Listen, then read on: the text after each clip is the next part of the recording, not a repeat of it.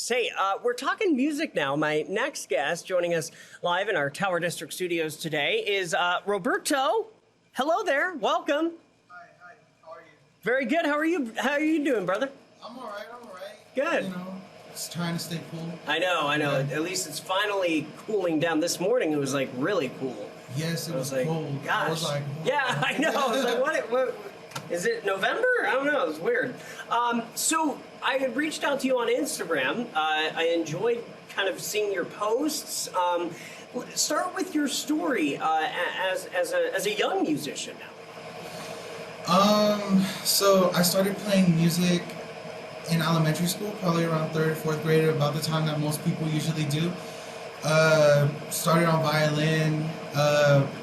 Was kind of like a troublesome kid, but thankfully I had a teacher. Her name's Miss Maisie. She was like, hey, if you want to play this instrument, you got to stay out of trouble. And so, that's kind of like how I did it. But then, I don't know, I stopped playing for a little bit. But then in high school, I started playing again. But I started playing the bass, the contrabass. And that's actually what I went to college for. So that was pretty cool. But And where'd you go? I went to Fresno State. You did go to Fresno State. I just graduated this last spring, so Wow. class of 2021. Well, congratulations. I bet that feels good. Yeah, kind of a bittersweet moment. It's like, oh, what do I do next? But I teach music now. Well, I've been teaching part-time, Okay. but it's my first time being there full-time, and it's been an experience. So tell me a little bit about your teachings and how that's going. And the second part to that question is, are you looking for new clients right now? Well, I teach actually at a school. Okay. So, Which school is that at?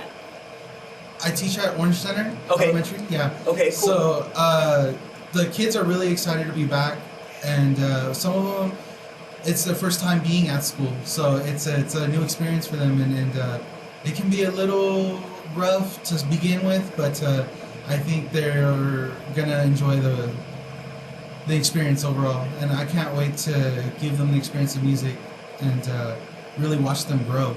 So, sorry, I was just going to say more so than it's really about that you're teaching, but not doing like private lessons. No, I haven't done private lessons for about 3 years. Okay. I didn't really have the time for it, and it's really not the route that I wanted to go. I think you find a little bit more fulfillment when you're working with a classroom setting.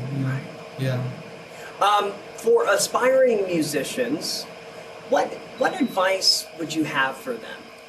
Practice. Okay. It's my professors, they would always tell me that I didn't practice enough, or this kind of stuff, and I used to be like, that's fine, I don't need to practice, but you need to practice.